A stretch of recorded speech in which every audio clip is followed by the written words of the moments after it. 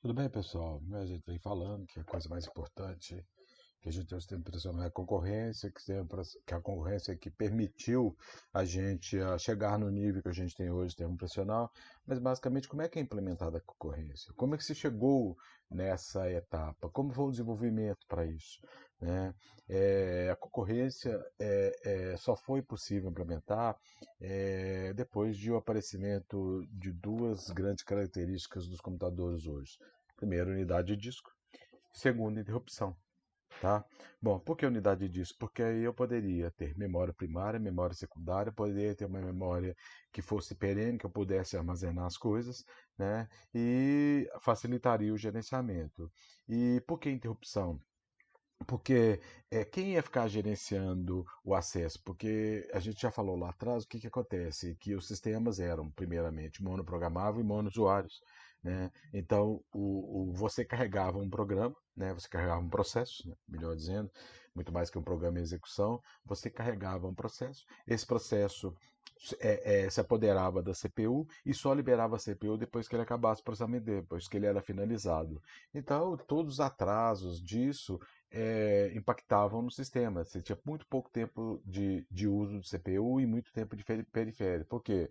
Os gargalos do programa estão na memória e estão na comunicação com o periférico. Então, toda vez que eles solicitavam o uso do periférico, já que a CPU era toda dele, né, ele não liberava a CPU e ficava parado esperando as respostas do periférico. Mandava imprimir, aí ficava, você mandava imprimir 2.000 folhas. Nesse meio tempo que você está mandando imprimir 2.000 folhas numa impressora, a impressora está trabalhando, mas você não tem processamento, é só a troca de dados, né, que está sendo feito para ser impresso. Então, o sistema estava parado, não estava fazendo processamento e a CPU não era liberada. Então, nesses sistemas monousuário e monoprogramado, a gente monoprocessado e a gente não conseguia fazer mais processos simultaneamente. Né? Então, já fez, vamos implementar a concorrência, vamos implementar a multiprogramação, né? E na multiprogramação a gente vai executar vários programas simultaneamente, a gente vai executar vários processos simultaneamente, através de dar um tempo de CPU para cada um desses sistemas. Só que esse tempo é tão pequeno, né, e o processador é tão rápido que quem está para lá de fora é como se tivesse vários processadores simultaneamente, mas na verdade é um só processador. Aí apareceu os sistemas multiprogramáveis. Monousuário, multiusuário é você poder usar vários usuários simultaneamente. Até um pouco tempo atrás, o Windows, por exemplo, ele é monousuário. Você entrava e não conseguia achar outro usuário. No Windows 10 você já consegue deixar um usuário trabalhando, logar com outro. Você pode ter dois, três usuários no mesmo computador podendo trabalhar. Tá? Então, aí a concorrência foi o papel fundamental, veio através da multiprogramação. Ela que me possibilitou implementar a multiprogramação e poder usar melhor o processador, deixar o processador mais trabalhando. Qual que é a função da concorrência? É otimizar o uso do processador. Né? Quanto mais tempo o processador estiver ocupado, melhor é. Essa é a filosofia da concorrência. Né? Então, no programável, a gente só tinha um programa sendo executado de uma vez, ele monopolizava a CPU. Né? O sistema no modo programável, o que acontece? Quando você está usando a CPU está sendo trabalhada, você está usando tempo de CPU. Quando você vai acessar um periférico, a CPU para, né? E aí você tem aquele gargalo que é o tempo de comunicação do sistema com o periférico. Aí o tempo para.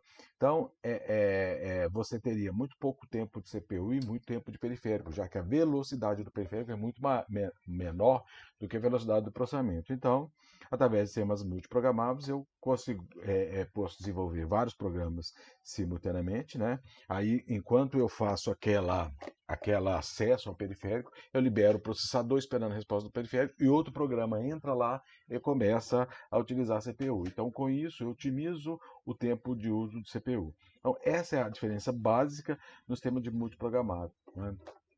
É otimizar o tempo de CPU. Mas só que eu não posso construir, né, uma coisa para funcionar só quando um programa está acessando o periférico. Não existe isso. Então eu tenho que fazer um sistema de tal maneira que ele possa o uso do CPU é compartilhado, ele estando o tempo do CPU, o tempo de periférico. A grande vantagem nisso é que quando ele está acessando o periférico, ele sai da CPU e só volta a concorrer com a CPU quando ele obtiver a resposta do periférico.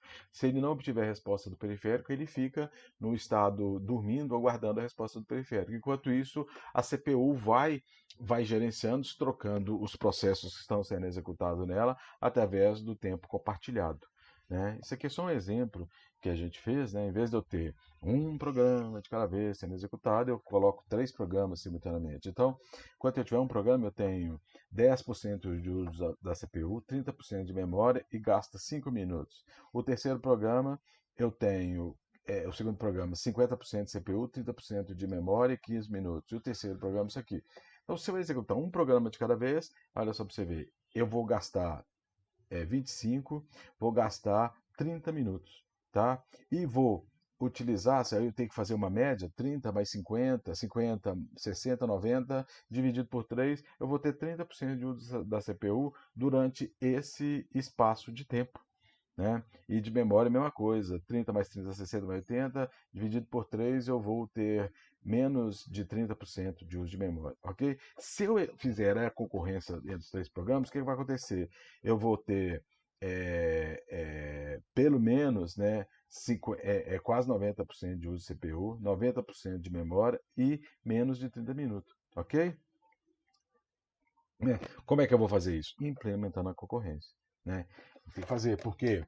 Porque, primeira coisa, né, qual que é a finalidade do sistema computacional? Otimizar a tarefa para você. O computador ele não pensa, ele não consegue pensar. O computador é uma grande máquina de calcular e ele faz isso com uma velocidade grandiosíssima. Essa é a característica dele, poder automatizar tarefas rotineiras para mim.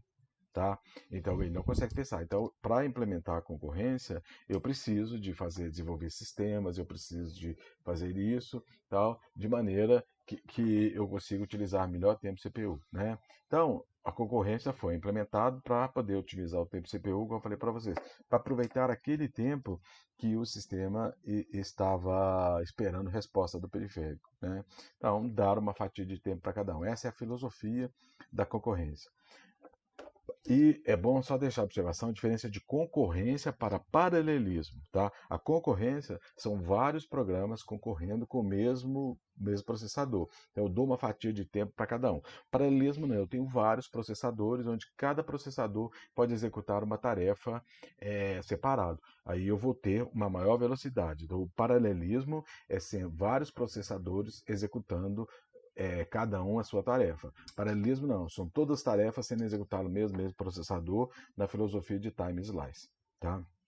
Eu falei para vocês, a interrupção só foi possível primeiro com o disco e depois com a interrupção, tá? E a gente vai entender o quê? O que é interrupção? O que é interrupção e o que é exceção? Interrupção e exceção, elas são basicamente, funcionam da mesma maneira. Funcionam da mesma maneira. Só que a interrupção é um evento externo e a exceção é um evento interno. A interrupção ela é ocasionada por periféricos, tá? E a exceção é ocasionada por um erro, algum funcionamento anormal do sistema. Por incrível que pareça, o sistema espera que ocorra a exceção, mas ele não espera que ocorra a interrupção, apesar de interrupção ser normal e a exceção ser uma exceção, uma coisa normal. Mas a exceção ela é interna, então o sistema está preparado para tratá-la. A interrupção não, então é por isso que foi feito esse sistema e os dois funcionam basicamente da mesma maneira. Como é que é feito isso? Tá?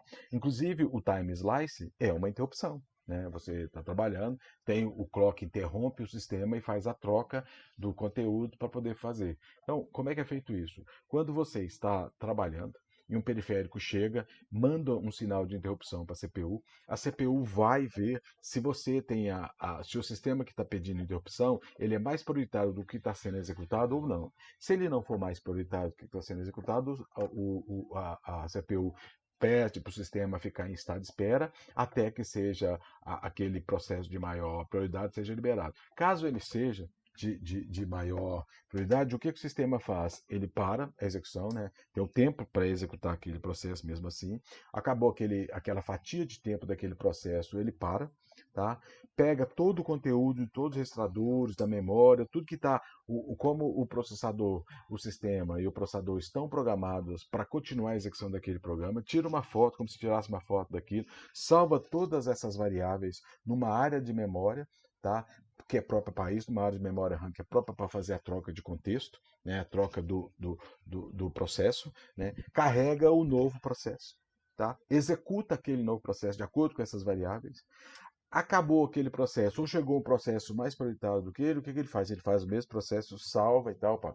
Se acabou, não, o que ele faz? Acabou, ele vai, finaliza todo aquele processo, volta lá, carrega o sistema com o retrato que ele tirou naquela hora, tá? Carrega no processador e continua a partir do momento que ele parou. Tá? E isso é que é o time slice, isso é que é feito. Toda vez que é uma troca de contexto, eu salvo o conteúdo do sistema operacional, do processador daquele momento, do sistema que está sendo executado naquele momento, numa área de memória, carrego o novo conteúdo e continuo executando a partir daquele momento que passou. É sempre assim. Atingiu o time slice ou chegou um processo mais prioritário, eu faço a interrupção. E quando é exceção, é a mesma coisa. O meu sistema executou uma operação ilegal, ele vai ser fechado, então eu chamo, travo aquele processo naquela hora, volto, carrego, olha, tem uma exceção aqui para tratar e eu vou fazer isso. Então ele vai lá, trata a exceção e mostra a resposta para você. Tá? É isso aqui que a gente faz, né? Tanto a interrupção quanto a exceção. Vai lá, traz a rotina, trata aquela exceção, trata aquela interrupção. Ok? Bom, eu falei para vocês, a interrupção, ela normalmente é feita via hardware, tá? Também pode ser por software, né? Trabalhando com virtualização, por exemplo, ela pode ser por software. Existem dois métodos de utilização e tratamento de interrupção. Vetor de interrupção, né? Onde eu contém a rotina de endereçamento inicial do tratamento, aí que eu vou parar, vou lá buscar aquela rotina para poder tratar aquela interrupção, eu carrego lá. E rejogador do estado. É a única rotina que faz todas as interrupções. Né? No primeiro caso, não. Tem uma interrupção do teclado, vou lá pegar a interrupção do teclado. Tem uma interrupção de disco, vou lá e trago a interrupção de disco. No registrador de status, não. Tem uma única interrupção. Olha, vai ter uma interrupção. Aí ele vai, chama a interrupção e trata aquela interrupção. Qual que é o grande problema? Na interrupção única, né, tratamento único, eu tenho que carregar os dados do tipo de interrupção que eu vou executar depois que a interrupção é tratada. Na via interrupção, não. Eu já trato os dados, já carrego tudo como é que vai ser executada aquela interrupção. Eu vou tratar a interrupção só com os dados que o periférico mandou para mim.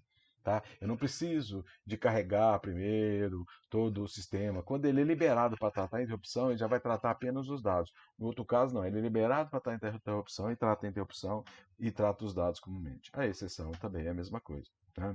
Bom, e aí a gente vai estudando hardware e software, né? Qual que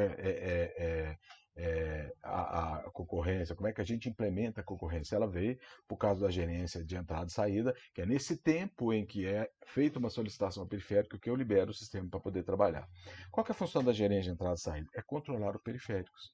Né? Como eu tenho um único processador, tá? O processador é que faz tudo. Ele faz processamento de dados, ele controla a memória, ele controla o periférico, tudo é feito nele, tudo é passado para ele. Diferentemente de quando eu tenho um paralelismo. Né? Eu posso, por exemplo, colocar lá um processador só para tratar a interrupção, eu posso colocar um processador só para fazer a gerência de entrada e saída. Na concorrência, não. O meu processador ele faz tudo. Então, o processador fica como se fosse sobrecarregado, mas é lógico que ele é preparado para isso, por isso que o sistema funciona com o tempo. Então, o que ele tem que fazer? Controle de temporização, né? Controlar, ordenar o fluxo de tráfego, entrada, saída, como é que é feito isso, tempo, quem é que vai gerenciar. Comunicação processador, como é que é feita a comunicação com o processador? Tem DMA? Tem. Então, se tem DMA, o que é DMA? Direct Memory Access, ou seja, o dado vai só, o sistema tem um chip chamado chip DMA, eu coloco no meu computador. Quando há troca de dados, quando eu tenho que mandar imprimir, por exemplo, alguma coisa, em vez do processador ficar pegando aquilo que está na área de memória e mandar imprimir, ele vai estar fazendo um trabalho sem usar realmente simples processamento. Então, o pessoal colocou DMA, que eu falei para vocês. O bitmark é o quê? Você aumenta o clock da CPU ou você diminui, né? Você consegue executar mais ciclos do programa, mais linhas de comando do programa no mesmo pool de clock. Então, essa que é a finalidade. Né? Então, você coloca um chip de DMA que vai vir para você assim, olha, você vai pegar, o CPU fala para ele, olha, você vai pegar isso aqui que está na memória, começa aqui, termina aqui, mandar para a impressora imprimir, pronto. O CPU libera, o chip controla aquilo. Se acontecer algum erro, faltar papel, algum problema ou acabou, o que o chip de DMA faz? Ele manda uma interrupção para a CPU, e o CPU, eu tenho um status aqui daquela impressão que você mandou fazer. Ah, bacana, pera aí, eu vou analisar. Aí veio na interrupção, é prioritário, não é? Como é que faz? Como é que é tal? Aí ele trata aquela interrupção. Ah, faltou papel. Aí a impressora vai, impressora, CPU vai e coloca lá na tela para você, por exemplo, faltou papel. Aí você sabe que está faltando papel na impressora. Você vai lá, coloca papel na impressora, o próprio sistema manda essa mensagem para o DMA manda essa mensagem para o processador, colocou papel e volta a trabalhar, o processador vai lá, só tira a mensagem da tela e volta a fazer o trabalho dele. Tá? Então, essa é o controle das coisas dentro dele. Aí, nessa, né, controle de temporização de processador, você tem o controle com o dispositivo, né? Qual que é o driver que você vai usar, como é que é o driver, como é que vai mandar, como é que é feito isso. Tudo isso tem que ser passado para o DMA para depois começar a impressão. Né? Outra coisa, a gente tem uma coisa chamada buffer e spool. Né? O spool é mais para a impressora e o buffer é para o resto. Então, a velocidade da impressora ela é muito menor do que a velocidade do processador. Então, como é que eu faço? Eu mando coisas para a impressora e a impressora tem uma velocidade menor, isso vai travar. Então, o que eu faço? Eu crio um bufferzinho, tá? E armazeno essas coisas que eu estou mandando para a impressora, eu crio um spool, que é no caso da impressora, e vai armazenando, mandando para lá, e do spool é que vai mandar para a impressora. Então você pode ver, por exemplo, a própria impressora tem um spool dentro dela. Quando você desliga o computador, né, a impressora ainda continua imprimindo, por quê? Porque tem alguma coisa no spool dela. Tá? O teclado, você digita alguns comandos no teclado, o computador está travado. Né? Quando o computador destrava, o que ele faz? Ele dispara aquela porção de dados no seu no programa que você está digitando, o que você está fazendo, por quê? Porque ele tem um bufferzinho que armazenou esses dados, exatamente para casar a velocidade das coisas. Né? E detecção de erro, isso é muito importante. Né? Se você não conseguir, além de transmitir os dados de um para outro, detectar erro, você vai estar processando coisa errada. Então, é importante. Um sistema operacional, um sistema computacional, ele só é usado se ele possibilita velocidade de trabalho, se o usuário se sente confortável em usar ele por causa da velocidade e se ele confia nos dados que são processados. Porque se ele não confiar, o sistema não serve para nada. Né? Então, essas são as funções de gerência de saída. E como é que é feita essa comunicação? Através de barramento. Tá? No princípio, há um tempo atrás, você tinha o processador com duas pontes, ponte norte e ponte sul. Né? A ponte sul gerenciava os periféricos mais lentos, a ponte norte gerenciava os periféricos mais rápidos, por exemplo, vídeo e memória. Tá? Então ela também, às vezes ela tinha até um dissipador nela por causa do calor, porque ela trabalha com uma velocidade muito maior, ela pode aquecer e tal. Aí o pessoal começou a descobrir e viu que a ponte norte ela estava subutilizada, ela estava atrapalhando o funcionamento. Que a única coisa que ela fazia era comunicar com a memória e com o vídeo, por que eu não poderia ligar isso diretamente no processador? Eu ia ter uma velocidade muito maior, né? E ficaria muito mais fácil. Então foi o que foi feito. A partir desse momento eu tirei a ponte norte, tá? Deixei a ponte sul, e aí no barramento direto para a memória, e desse barramento eu tenho o controle da ponte sul com os periféricos que ele vai sair, tá? Então esses são os barramentos de sistema. Então eu tenho vários tipos de barramento. Primeiro, barramento interno e barramento externo. O que é barramento externo? É o processador do processador com memória, com periférico e tal. O que é o barramento interno? É um barramento dentro do processador, registrador, microprocessador e tal. O que é o barramento do processador? É a comunicação do processador com o mundo externo. O que é o barramento de endereço? Ele vai fazer a endereçar para a minha memória, vai mostrar para mim. Eu vou só escolher aonde é que eu vou armazenar as coisas, onde é que eu vou buscar, onde eu vou tirar. Esse é o de endereçamento. O barramento de entrada e saída é que ele vai ligar os periféricos ao controlador. E o barramento de memória é responsável pela conexão da memória com o processador. E eu tenho, né, no barramento do processador com os outros negócios, eu tenho três tipos com os outros periféricos. Tem barramento de dados, barramento de endereço e barramento de controle. O endereço ele vai falar para mim onde é que estão os dados.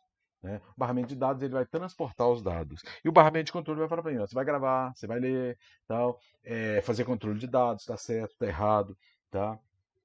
Bom, aí eu disse para vocês, tem 3 barramentos, né?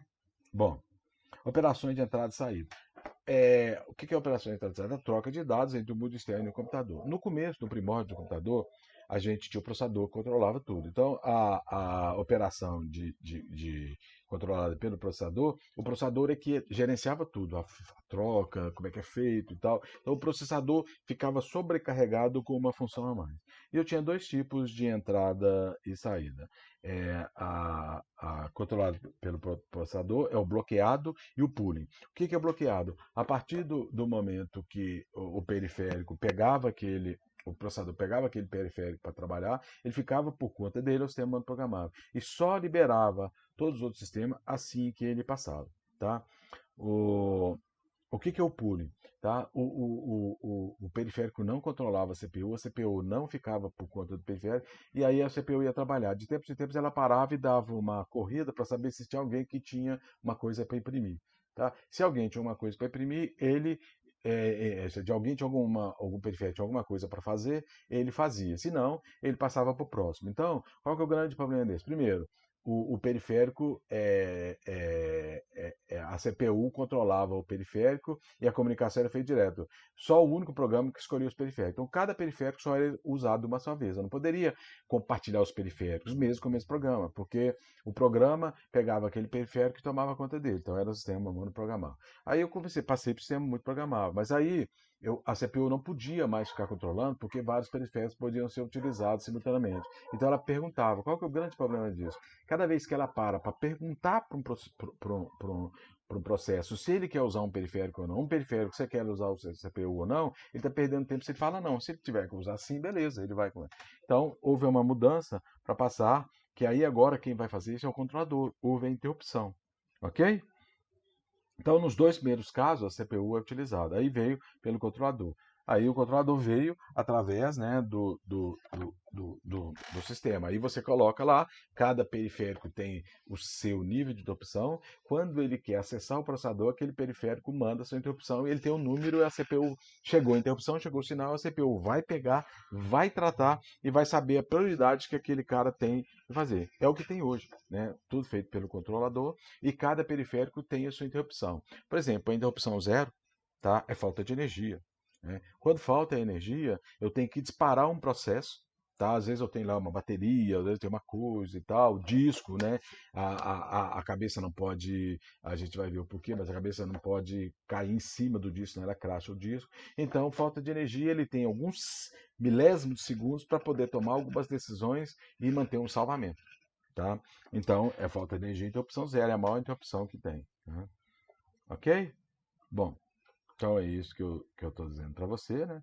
Foi controlado por interrupção. O que é o DMA? O que eu falei para vocês. O DMA vai fazer a troca de dados entre o periférico e a memória, porque todos os dados ficam na memória. A CPU só processa esses dados, só controla a transmissão desses dados. Ela não precisa de mandar dados para o processador, nem buscar dados para o processador.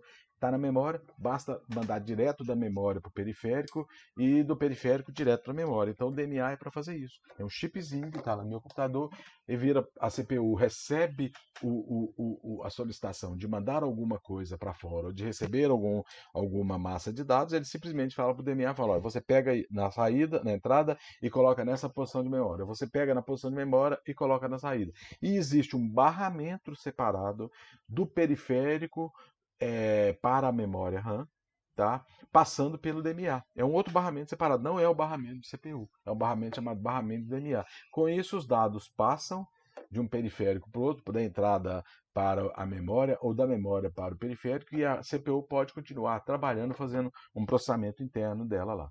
Tá? O que é o buffer? Eu falei para vocês. Eu tenho uma memória temporada que na impressora é chamada de spool e nos outros periféricos é chamada de buffer. Tá? Então o que é buffering? É exatamente armazenar os dados numa memória temporária, faz parte da memória RAM, é um espaço da memória RAM que é chamado de buffer e spool. Tá? E que vai para lá até que ele seja processado, para poder casar a velocidade do periférico com a velocidade do processador. Isso permite que eu coloque dados, por exemplo, o teclado é super lento. Né? O teclado, a comunicação do teclado Com o processador, ele é paralelo, é serial, é 2 fios. Como é que eu vou saber, já que o computador ele trabalha com 8 bits, né, com código ASCII, como é que ele vai saber que caractere que é aquele, que comando que é aquele? Então ele precisa receber bit a bit, armazenar todos os bits, transformar para um byte, transformar para o código para poder trabalhar. Tá? Então ele precisa de um buffer para armazenar esses dados. Vai chegando todos os bits, ele vai armazenando. Na hora que ele tem um conjunto de um bit, ele olha lá, bacana, isso aqui é um caractere tal, eu tenho que fazer isso. Aí ele dispara o controle que ele tem que fazer. Tá? Então essa é a finalidade do buffer, para fazer esses casamentos de comunicação. O spool é para impressora e o buff é para outros periféricos. O que é reentrância? É o que eu falei para vocês em outras apresentações. Né? Por exemplo, na multiprogramação, se eu vou editar 3 documentos do Word, por exemplo, por que eu preciso abrir 3 Words? A linha de código é a mesma que eu vou ler. Tá? Eu não preciso fazer isso. Então o que eu faço? Como é que é feito isso? Reentrância de código. Né? O que vai ser mudado quando eu carregar quando eu carregar 3 documentos do Word, o que vai mudar é os dados que eu estou colocando no editor, no arquivo que eu estou criando. Então, por exemplo, eu crio um arquivo com o meu currículo, eu crio um arquivo com as compras que eu vou fazer. Então, são 2 arquivos separados, mas o Word é o mesmo para digitar. Então, o que eu posso fazer? Eu posso carregar um Word, uma instância do Word, tá? Usar a reentrância de código e criar 2 partes da memória, desculpa, na área de memória, tá? Para armazenar temporariamente os dados separados, né? E aí eu posso continuar trabalhando, não vou sobrecarregar a minha memória, e quando eu trocar um documento do Word com outro para ser editado, eu não preciso trocar as linhas de código do programa. Basta eu só trocar o conteúdo da memória que está gravando os discos. Tá? O que eu preciso de ter é uma proteção. O que é? Olha, esse arquivo que eu estou digitando, ele não é esse. Os dois não se confundem, são bem separados. Então eu tenho que garantir que um dado não atrapalhe o outro. E que outros usuários que estão digitando não digitem em cima dos meus dados. Tá? Por isso, de vez em quando acontece, você está lá trabalhando no Windows, o Windows manda uma mensagem para vocês: computador executou uma operação ilegal, será fechado, por favor, contatar o administrador do sistema. O que aconteceu isso? Normalmente, tá? Não é 100% não, mas normalmente é porque um programa tentou escrever na área do outro. Como ele não conseguiu impedir, né, ele não sabe como impedir, ele trava o sistema, ele derruba os dois. Não consegue escrever porque ele travou o sistema. Ok? Então, isso é muito importante quando eu tenho a reentrância. Quando eu tenho multiprogramação, eu tenho que definir muito bem essa segurança, porque eu vou ter vários usuários, vou ter vários programas, vou ter vários processos sendo executados simultaneamente. Então, eu tenho que garantir que um processo não viole a área do outro. Ok? Então, isso é muito importante na integridade, na proteção do sistema. Eu falo para você, um sistema computacional, ele só é utilizado na sua plenitude se ele proporciona facilidade de uso, quer dizer, o usuário se sente confortável em trabalhar com ele, seja na velocidade, seja no modo, seja na tela amigável. Então, são vários, desde que ele se sente confortável e que ele confie no que ele está fazendo, que confie nos dados que ele está recebendo. Porque se ele não puder confiar nos dados, ele não vai usar o sistema computacional. Tá? Então, como é que é isso? É a minha teoria, né, que eu faço, penso isso. Um sistema computacional, ele só é usado da sua plenitude se ele estiver disponível para o usuário a hora que ele quiser, aonde que ele estiver e com os dados confiáveis. Tá? Isso é que faz o sistema computacional ser plenamente utilizado e ser plenamente útil para o seu usuário final. Ok? Muito obrigado e até a próxima.